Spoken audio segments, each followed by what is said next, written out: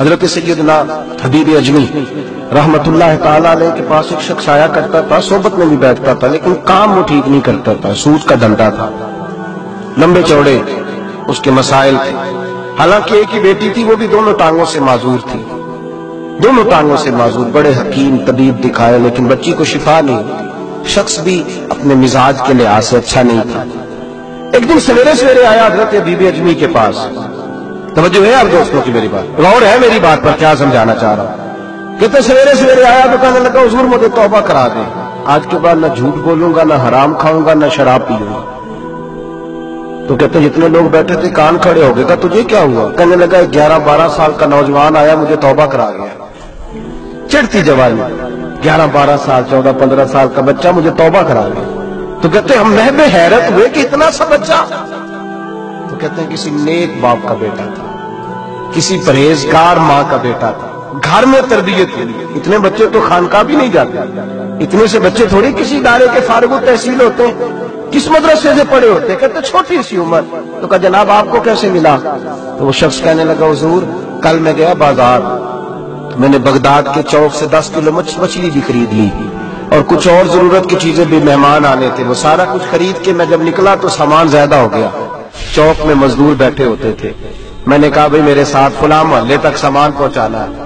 وہ بچہ کہنے لگا چچا اگر میں چلوں تو، میں نے اس کو ایڈریس وغیرہ بتلایا تو 3 دینار مزدوری طے ہو گئی سامان گھر پہنچانے کی۔ کہتے میرے ساتھ وہ نکلا اور جب رستہ طے کرنے لگا تو رستے میں گرمی بڑی سخت تھی، ظہر کا وقت تھا، ذرا ہم نے چند قدم اٹھائے، 2-4 گلیاں گزرے تھے کہ اذان ظہر کی آواز آنے لگی۔ تو کہتے ہیں بڑی منت کے انداز میں، بڑی گزارش کے انداز میں میری طرف دیکھا، عمر چھوٹی سی ہے، کہنے لگا چچا اگر اجازت مل جائے تو میں ظہر کی نماز پڑھ لوں۔ کہتے میں ایک جگہ پھٹے پہ بیٹھ گیا اور گپے کرنے لگا، سامان وہاں رکھا، میں نے کہا پڑھ لے نماز۔ کہتے بچہ نماز پڑھنے چلا گیا، باقی لوگ دیر سے آئے، وہ نماز پڑھ کے جلدی آ گیا۔ میں نے کہا بیٹے تو جلدی آ گیا ہے؟ کہنے لگا اس لیے جلدی آیا ہوں کہ آپ یہ نہ سمجھے یہ کام چور ہے، میں نے نفل چھوڑ دیے ہیں، فارغ ہو کے پڑھ لوں گا۔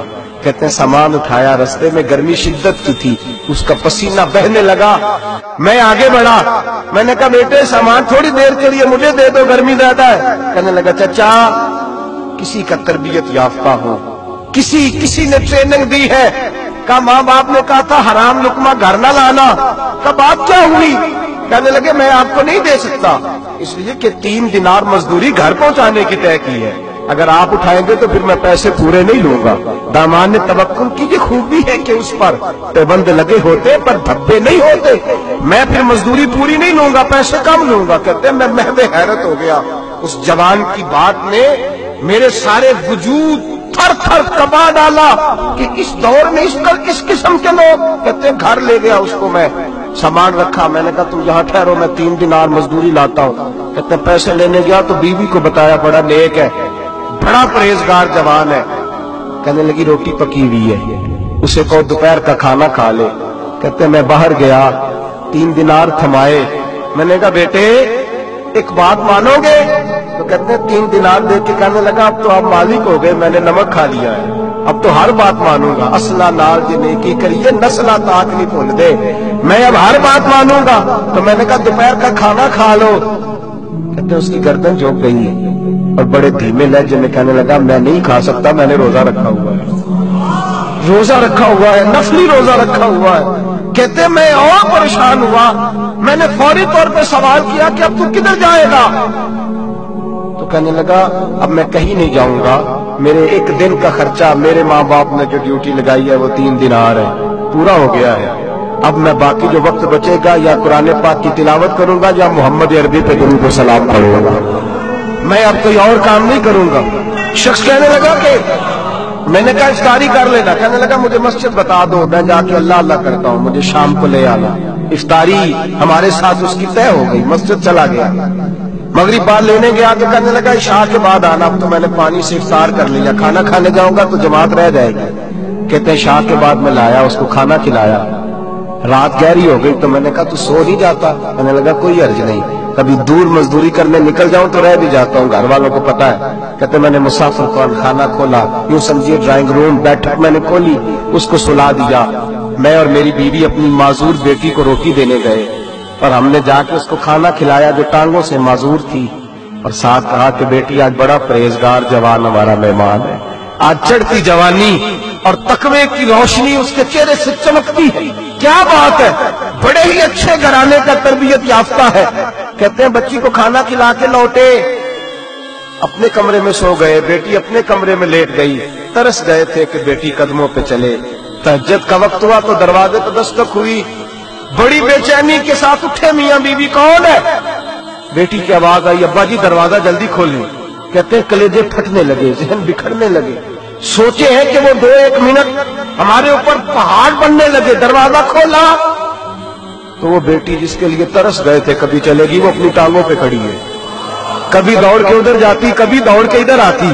بیٹیاں پریشانی کا فون کر دے تو پھر بھی آنسو نکل آتے ہیں، اور بیٹی گھر میں خوشی آ جائے تو پھر بھی ماں باپ رو کے ہی شکر ادا کرتے ہیں، ان کے لیے روتے ہی رہتے ہیں۔ کہتے میں تڑپ گیا، بیوی بھی رونے لگی، بیٹے یہ کیا ہوا؟ ہم تو مایوس ہونے لگے تھے معاذ اللہ کہ اب تو ٹھیک نہیں ہوگی، کیا ہوا؟ کہنے لگے ابا جی اماں جی آپ نے بتایا نا نیک جوان آیا ہے، نیک آیا ہے، تو میں آپ چلے گئے تو میرے دل میں خیال آیا اے اللہ اگر وہ واقعی نیک ہے تو اس کے صدقے مجھے شفا ہی عطا فرما دے، یا ایھا الذین آمنوا اتقوا اللہ وابتغوا الیہ الوسیلہ، اے اللہ صحت ہی دے دے۔